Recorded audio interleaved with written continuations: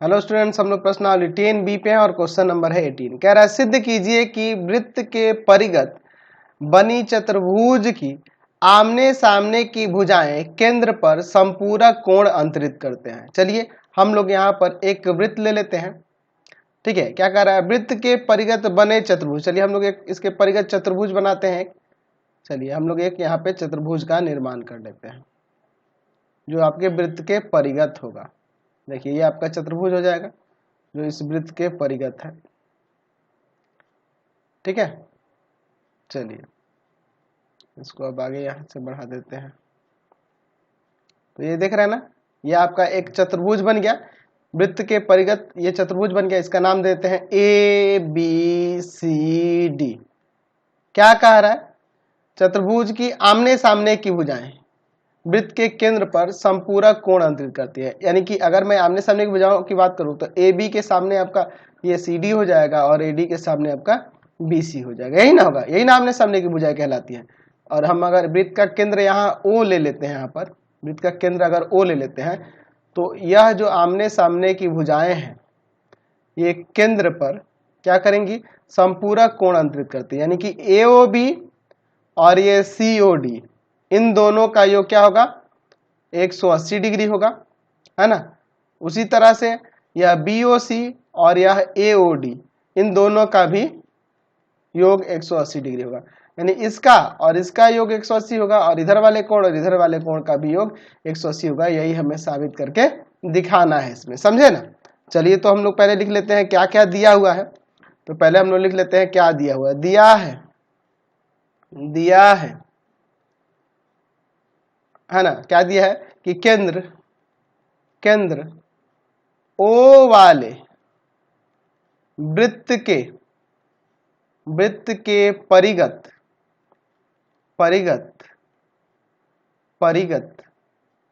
एक चतुर्भुज ABCD है। ठीक है, तो सिद्ध करना है क्या सिद्ध करना है हमें, तो इसमें सिद्ध करके दिखाना है कि यहाँ पर angle AOB plus angle COD 180 होगा तथा एंगल AOD और प्लस में एंगल BOC भी 180 डिग्री का होगा। ठीक है, AOD और ये BOC 180 होगा, इन दोनों का योग, और इसका योग 180 होगा। संपूरक का मतलब यही ना होता है। चलिए हम लोग इसमें थोड़ी सी रचना करने वाले हैं। रचना में देखिए हम लोग क्या करते हैं, रचना में क्या करते हैं कि यहाँ जो आप देख रहे हैं ना, ये जहां पे ये वृत्त को स्पर्श कर रही हैं इसकी भुजाएं, इनको मैं यहाँ पर कोई बिंदु दे देता हूँ। चलिए, या फिर मैं इसका नाम यहाँ पे देता हूँ P, यहाँ पे Q, यहाँ पर R और यहाँ पर S। ये आपकी स्पर्श बिंदुएं हैं, है ना। वृत्त की स्पर्श बिंदुएं हैं जिस पर क्या हो रहा है, इस चतुर्भुज की भुजाएं स्पर्श कर रही हैं। ठीक है, तो इन स्पर्श बिंदुओं से हम लोग क्या कर लेते हैं, वृत्त के केंद्र को मिलाते हैं। ठीक है, इसी तरह से सभी को ध्यान से देखिए, इस तरह से हम लोग केंद्र को मिलाते हैं। हो गया। तो ये चूंकि हमारी ये रचना है तो इनको हम लोग डॉटेड कर देंगे। ठीक है, चलिए समझ गए। तो हमने रचना में क्या किया, मैं यहाँ पे लिखूंगा कि चतुर्भुज ABCD की भुजाएं वृत्त को क्रमशः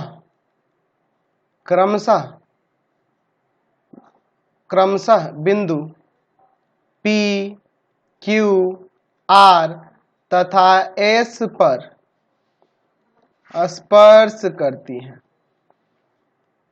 ठीक है, और फिर हमने क्या किया है, OP, OQ, OR तथा OS को मिलाया। इतना हम लोग इसमें काम किए हैं रचना में। चलिए अब हम लोग इसका प्रमाण देखते हैं। ध्यान से देखिएगा, मैं एक काम करता हूं, यहाँ जो अंदर कोण बन रहे केंद्र पर इनको मैं नाम दे दूंगा तो ये बहुत आसान हो जाएंगे। मैं यहाँ पे एंगल 1 दे देता हूँ, यहाँ पे एंगल 2 दे देता हूँ, यहाँ पे एंगल 3, यहाँ एंगल 4, यहाँ पे एंगल 5, इधर ये एंगल 6, ये 7 और ये 8। अब इस तरह से नाम रखने में आसानी होगी। अच्छा, हम जानते हैं ये कि वृत्त, यहाँ लिख सकते हैं कि हम जानते हैं कि वृत्त के बाह्य बिंदु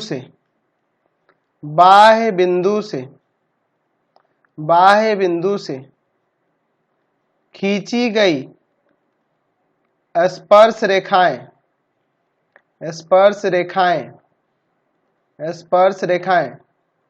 वृत्त पर या वृत्त के केंद्र पर, ऐसे लिख देते हैं, वृत्त के केंद्र पर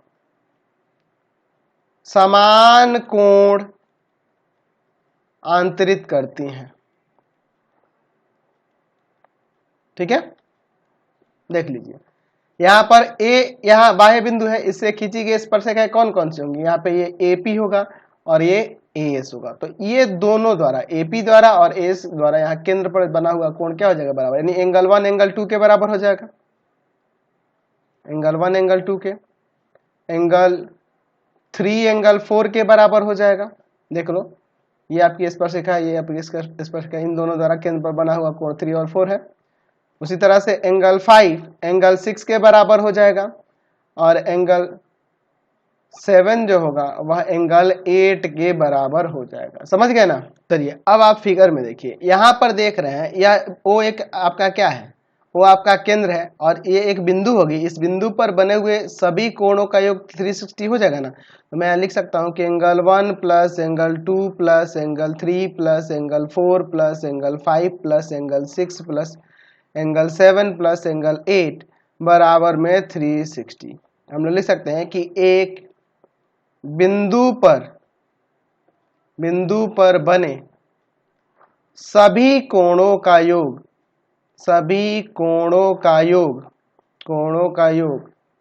360 डिग्री होता है, 360 होता है। चलिए अब इसके बाद देखिए, मैं यहां से ये जो बराबर लिखा है मैंने, इसी के हिसाब से हम लोग चलेंगे। देखिए 1 2 के बराबर लिखा है ना, तो आप यहां पे ध्यान दो, हमें दिखाना है कि AOB और COD इन दोनों का योग जो होगा 180 होता है। तो उसी के अनुसार मैं इसमें नाम बदलूंगा।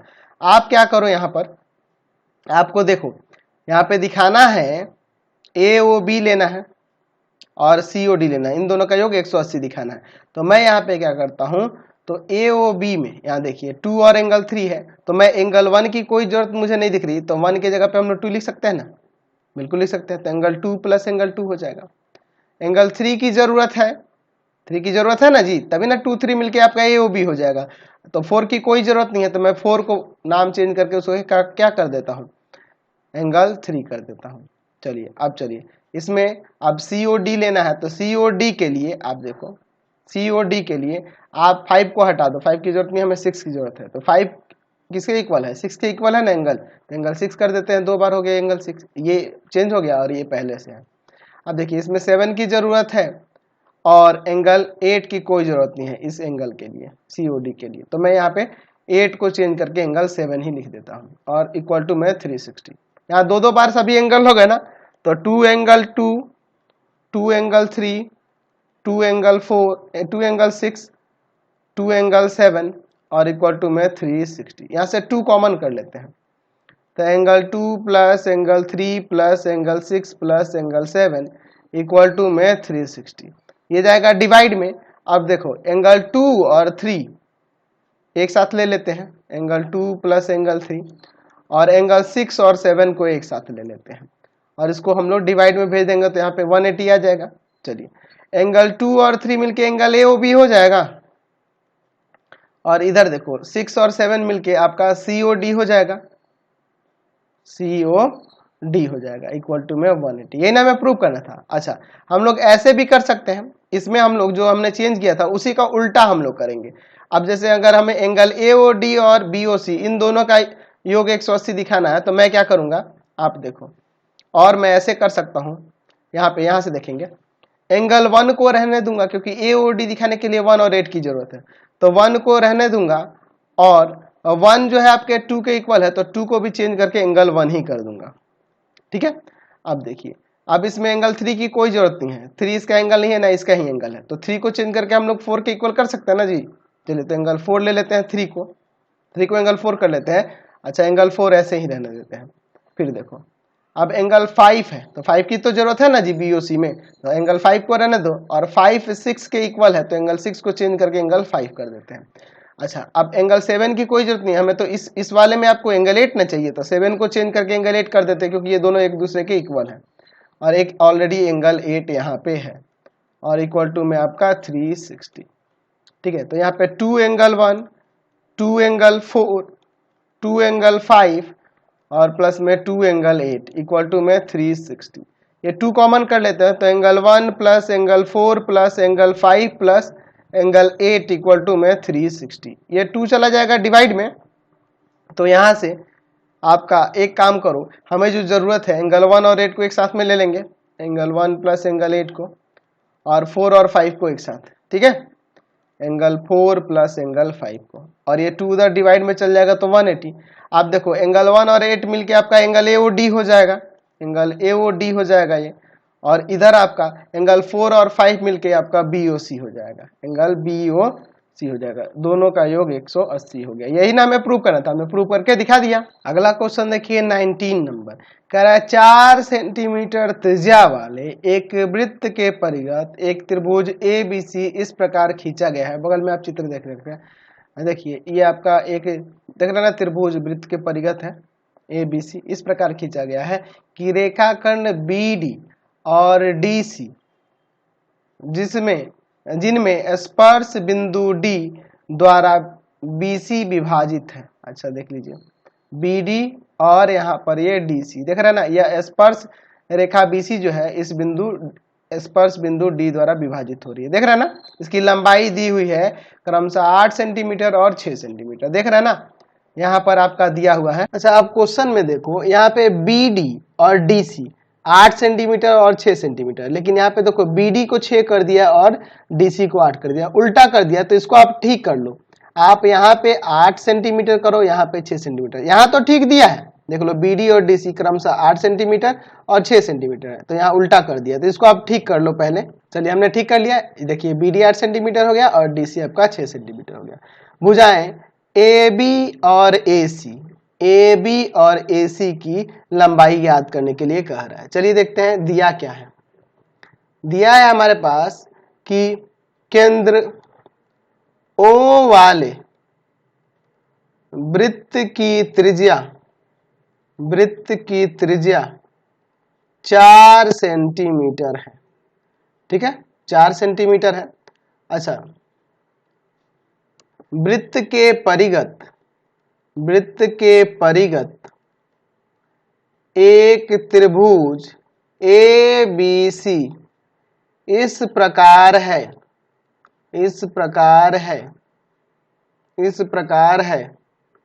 कि BD और DC क्रमशः 8 सेंटीमीटर और 6 सेंटीमीटर है। ठीक है, और D क्या है, तो D एक स्पर्श बिंदु है। किसके लिए, तो ये आपकी स्पर्श रेखा BC के लिए स्पर्श बिंदु है। ठीक है, चलिए अब इसके बाद देखिए, तो ज्ञात करना है किसका मान हमें ज्ञात करना है, तो AB और AC का मान यहाँ पर ज्ञात करने के लिए कह रहा है। तो अब हम लोग इसमें थोड़ी रचना करने वाले हैं। देखिए रचना थोड़ा सा कैसे करते हैं, इसमें ध्यान से देखिएगा। मैं क्या कर लेता हूं यहाँ पर कि इस केंद्र से B को भी मिलाता हूं, C को भी मिलाता हूं, A को भी मिलाता हूं। ठीक है, इन त्रिभुज के तीनों शीर्षों को मैं मिला देता हूं, और फिर यहां से लंब खींच देता हूं, यहां से भी लंब खींच देता हूं, क्योंकि ये त्रिज्या है तो त्रिज्या स्पर्श रेखा पर लंब होगी, ये भी इस पे लंब होगा, ये भी इस पे लंब होगा, और ये भी इस पे लंब होगा। चूंकि सभी रचनाएं हैं तो मैं सबको यहाँ पे क्या कर देता हूँ, डॉटेड कर देता हूँ, समझे ना, मैं यहाँ पे सबको डॉटेड कर देता हूँ। ठीक है, जिनको जिनको हमने मिलाया है, ये सॉरी ये नहीं मिला है, ये पहले से ही दिया था। चलिए अब इनका नाम तो कुछ देना होगा ना जी, तो इन दो बिंदुओं का मैं नाम यहाँ पे देता हूँ। यहाँ डी है तो इसको मैं ई कर देता हूँ और इसको मैं एफ कर देता हूँ। ठीक है, चलिए अब हमने जो किया है रचना में वो सब यहाँ पे लिखते हैं। मैंने क्या किया है कि हमने ओ ए, ओ बी, ओ सी को मिलाया। ठीक है, फिर हमने क्या किया है कि त्रिभुज ए बी सी के भुजाओं ए बी तथा ए सी वृत्त को जिस बिंदु पर स्पर्श कर रही है उसे क्रमशः बिंदु ए बी पर क्या लिए हैं, एफ लिए हैं, एफ तथा ई मानकर क्या किया है, केंद्र ओ से मिलाया। ये हम लोग किए हैं, यही ना किए हैं जी फिगर में। चलिए अब इसके बाद देखो, अब देखो ये तो त्रिज्या है, ये भी त्रिज्या है, ये भी त्रिज्या है, तो मैं यहाँ पे लिख देता हूँ ये 4 सेंटीमीटर होगी, ये भी आपकी 4 सेंटीमीटर होगी, ये भी आपकी 4 सेंटीमीटर होगी। ठीक है, ये तो इतना पता है। चलिए अब इसका आप प्रमाण देखिए।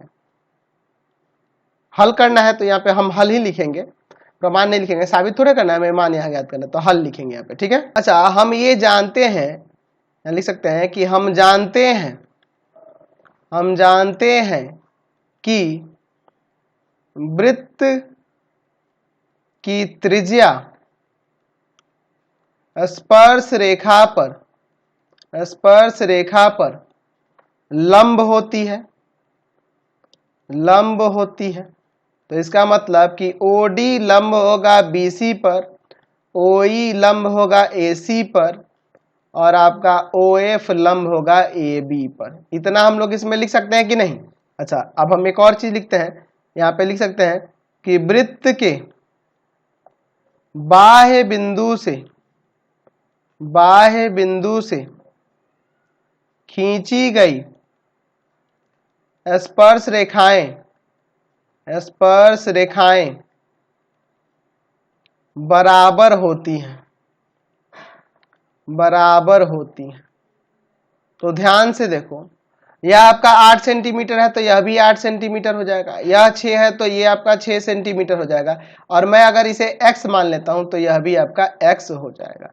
तो मैं यहाँ पे लिखूंगा कि BD इक्वल टू में BF इक्वल टू में 8 सेंटीमीटर। ठीक है, और फिर आपका CD इक्वल टू में CE इक्वल टू में 6 सेंटीमीटर। अच्छा, और यहाँ पर AF इक्वल टू में AE इक्वल टू में x, ये हम लोग माने हैं, इसको हमने माना है, तो यहाँ ब्रैकेट में घेर के हम लिख देते हैं माना। ठीक है, चलिए तो अब यहाँ पे अगर इस त्रिभुज ABC में चलें, त्रिभुज ABC में, तो इस त्रिभुज की भुजाओं की बात करें तो हम लोग यहाँ पर लिखते हैं, अगर मैं बात करूं BC भुजा की, तो BC क्या हो जाएगा, तो इन दोनों को जोड़ना होगा 8 और 6 सेंटीमीटर। तो हम लोग यहाँ पे लिख सकते हैं 8 सेंटीमीटर और प्लस 6 सेंटीमीटर, यानी कि 14 सेंटीमीटर हो जाएगा। तो मैं इसे A मान लेता हूं। ठीक है, ये आपका A हो गया, A हम लोग इसे मान लेते हैं। ठीक है, अच्छा फिर उसी तरह से अगर मैं यहाँ पर AC की लंबाई की बात करूं तो यहाँ पे हमें x प्लस 6 सेंटीमीटर। ठीक है, ये ऐड तो नहीं होगा, इतना ही रहेगा, यानी कि इसे हम B मान लेते हैं, तो B बराबर में हो जाएगा x प्लस 6 सेंटीमीटर। ठीक है, चलिए अब देखिए इसके बाद, देख रहे हैं ना। अच्छा अगर मैं यहाँ पर AB की बात करूं तो AB किसके बराबर होगा, तो वह x प्लस 8 सेंटीमीटर के, इन दोनों के योग के इक्वल हो जाएगा, यानी कि हम लोग लिख सकते हैं, इसे मैं C मान लेता हूं, तो ये हो जाएगा x प्लस 8 सेंटीमीटर। तो हमें त्रिभुज की तीनों भुजाएं पता है, जब त्रिभुज की तीनों भुजाओं की लंबाई पता है तो हम लोग यहाँ हीरोन सूत्र से उसका क्षेत्रफल निकाल सकते हैं। तो पहले हम लोग अर्ध परिमाप निकालेंगे, अर्ध परिमाप, त्रिभुज का अर्ध परिमाप निकालेंगे।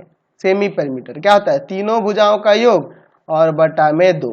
तो s बराबर में तीनों भुजाओं का योग यानी कि 14 centimetre plus x plus 6 plus में x प्लस 8 सेंटीमीटर में ना होगा और बटा में आपका 2। चलिए आगे सॉल्व करते हैं। तो यहाँ से s बराबर में हो जाएगा x 2x और यहाँ पर देखो 14 और 6 20 और 28 बटा में 2 सेंटीमीटर। हम लोग s बराबर में दो पर से 2 कॉमन कर लो तो x प्लस 14 हो जाएगा और बटा में 2 सेंटीमीटर। 2 से 2 कट गया। यहाँ से अर्ध परिमाप की बात करें तो s जो हो गया x प्लस 14 सेंटीमीटर हो गया। तो अर्ध परिमाप निकल गया। तो अब हम लोग लिखेंगे ना कि त्रिभुज ABC का क्षेत्रफल। तो हम लोग हीरोन फॉर्मूला तो जानते हैं ना, उसी के यूज करने वाले हैं। तो आप लोग त्रिभुज के क्षेत्रफल के लिए, त्रिभुज का क्षेत्रफल के लिए हीरोन फॉर्मूला क्या होता है, तो root under s into S minus A into में s माइनस बी इंटू में s माइनस सी, यही ना होता है। चलिए तो यहाँ पे लगाएंगे फॉर्मूले को।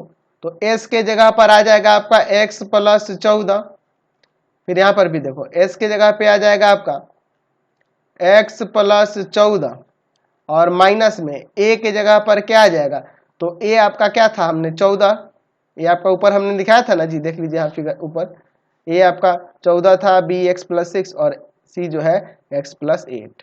तो यहाँ पर ये आपका हो गया 14, ब्रैकेट बंद करते हैं।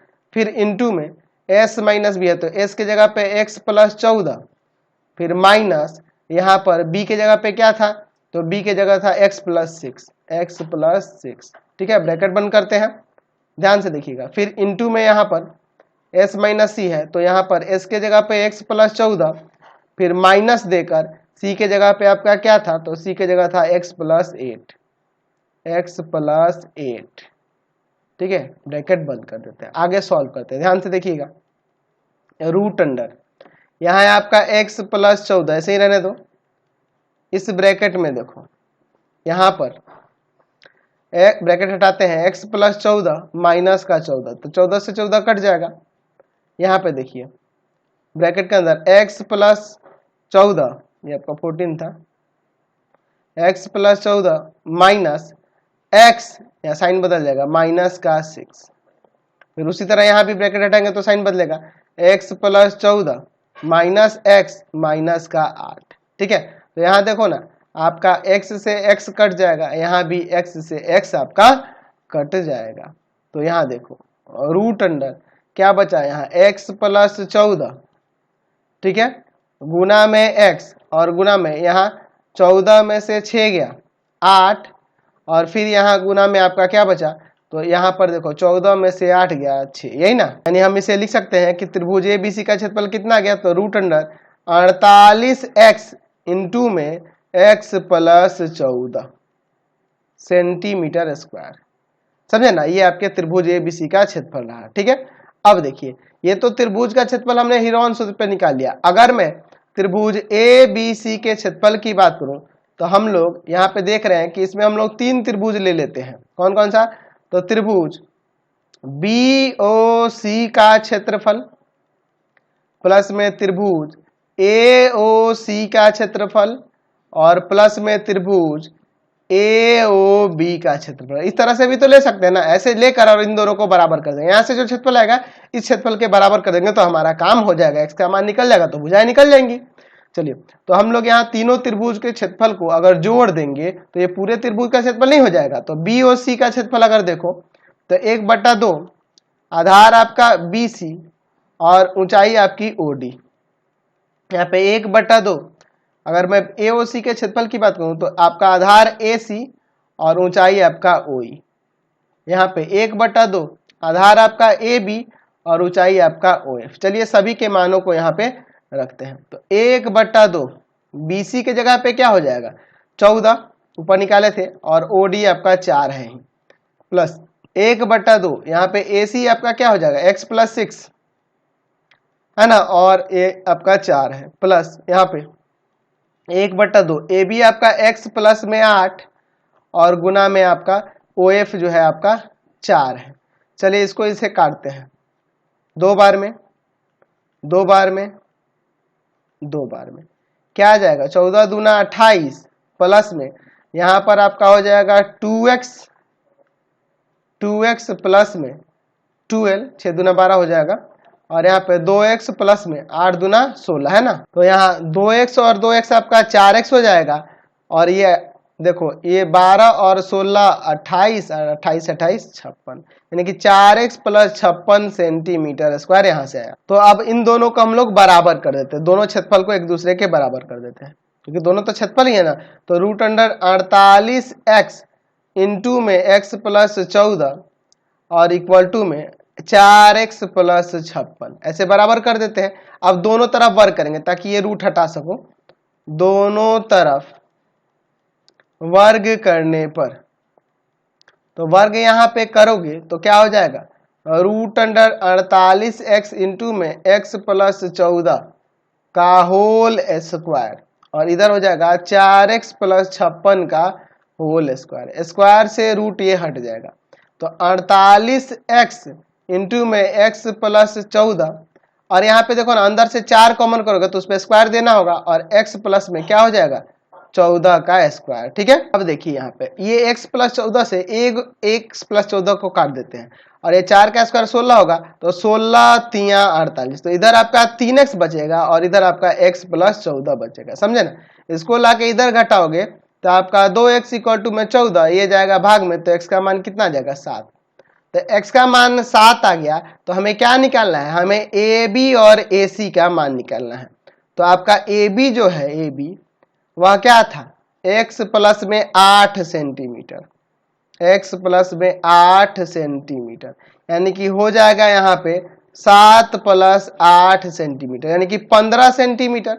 और AC की बात करें तो वो आपका x प्लस 6 सेंटीमीटर था, तो यानी कि हो जाएगा 7 प्लस 6 सेंटीमीटर, यानी यहाँ से कितना आ जाएगा आपका 13 सेंटीमीटर। ठीक है, अगला क्वेश्चन देखिए 20 नंबर, चित्र में वृत्त TQT डैश का केंद्र O है। तो यहाँ देखो ना, इसमें ना तो केंद्र दिखाया है, केंद्र दिखाना चाहिए ना, केंद्र O है तो है कहाँ भाई, तो केंद्र पहले ये छोड़ा है, और तो हमें पूछ रहा है यहाँ पे कि TPT डैश की माप ज्ञात करें, TPT डैश की माप, हमें इसकी माप निकालनी है। अब बात को थोड़ा समझ लो, अगर आप इसे 42 छोड़ते हो, यहाँ वाले कोण को 42 आप मान के बनाते हो, तो आपका आंसर नहीं आएगा।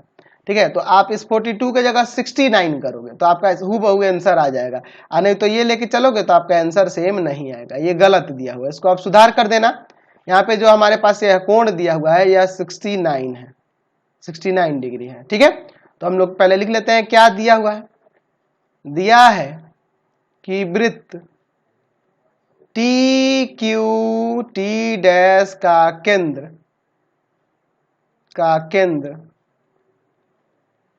केंद्र क्या है, O है।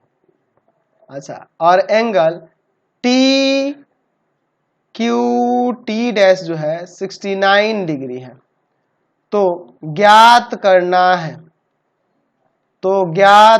है, हमें क्या ज्ञात करना है, एंगल TPT डैश, यह क्या होगा, TPT डैश क्या होगा, ये क्या होगा। अब इसमें भी हमें थोड़ी रचना करनी होगी। रचना में हम लोग क्या करेंगे कि यहां से हम लोग ना T और T डैश से वृत्त के केंद्र को मिला देते हैं। ठीक है, हमने ये रचना की है, तो रचना को मैं डॉटेड करूंगा ना जी। अब क्यों मिला रहा हूं अभी आपको पता चल जाएगा, क्योंकि यह कोण जो होता है इस कोण का आधा होता है, या यह कोण इस कोण का दोगुना होता है, ऐसे भी कह सकते हैं, तो इसीलिए मैंने मिलाया। रचना में मैंने क्या किया है, तो मैंने यहाँ पे T तथा T डैश को वृत्त के केंद्र O से मिलाया। ठीक है, ये हमने काम किया। अब इसका हल देखो, सॉरी, ठीक है, साबित करने वाले में हम लोग प्रमाण देते हैं। यहाँ हल देखिए, यहाँ पे यहाँ लिख सकते हैं कि हम जानते हैं कि वृत्त के जीवा द्वारा या चाप भी ले सकते हैं, कोई दिक्कत नहीं। आपको होगा कि जीवा कौन सी, हम इसको ऐसे देख सकते हैं, ये आप टी डैश की इस जीवा को देख लो, या आप इस जीवा के जगह चाप भी यूज कर सकते हैं। मैं यहाँ पे लिखता हूं कि वृत्त के चाप द्वारा, ये चाप हो जाएगा टी टी डैश, चाप द्वारा केंद्र पर आंतरित कोण वृत्त की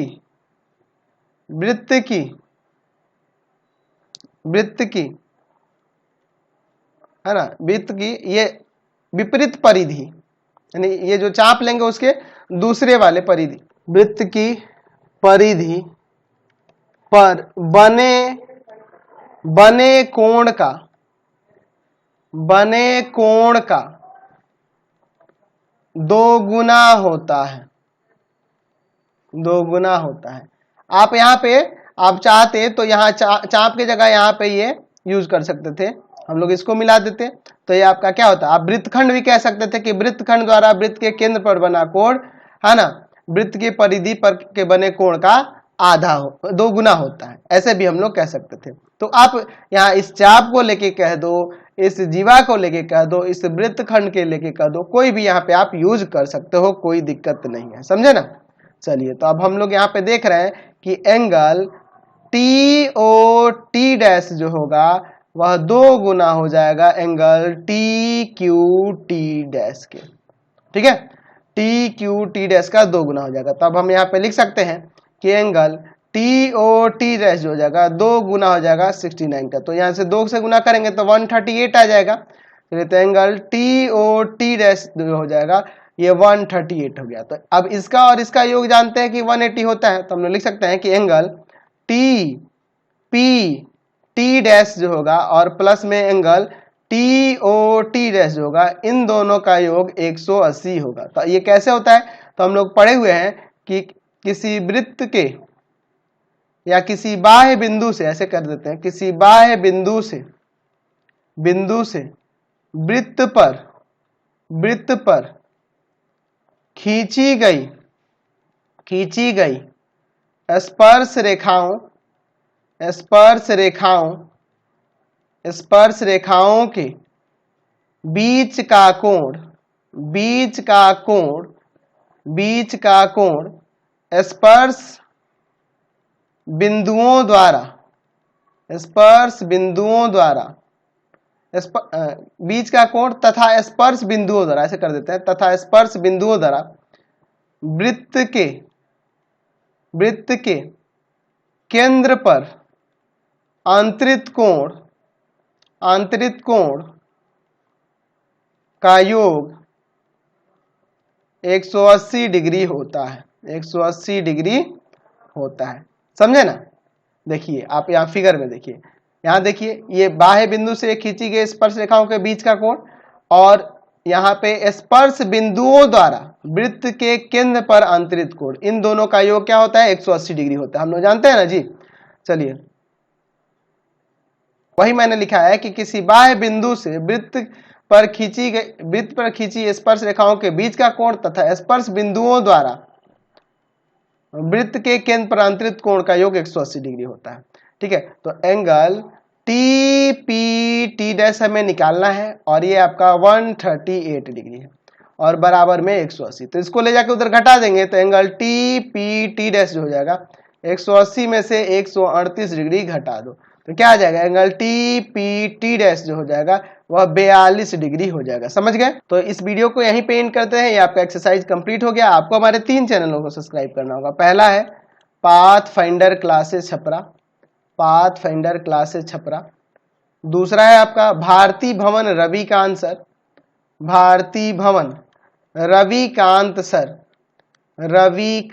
सर और तीसरा चैनल है रविकांत सर के नाम से। तीनों को सब्सक्राइब कर लेंगे और इससे रिलेटेड वीडियो के लिए सीधे डिस्क्रिप्शन में जाएंगे और इससे रिलेटेड नोट्स के लिए गूगल पे जाकर सर्च करेंगे www.ravikantsir.in और यहाँ पर जाकर आप सभी क्लासेस के नोट्स और उनके पीडीएफ को डाउनलोड कर सकते हैं और पढ़ भी सकते हैं। इंस्टाग्राम और फेसबुक पे जाके पाथफाइंडर क्लासेस छपरा को लाइक एंड फॉलो करना नहीं भूलेंगे।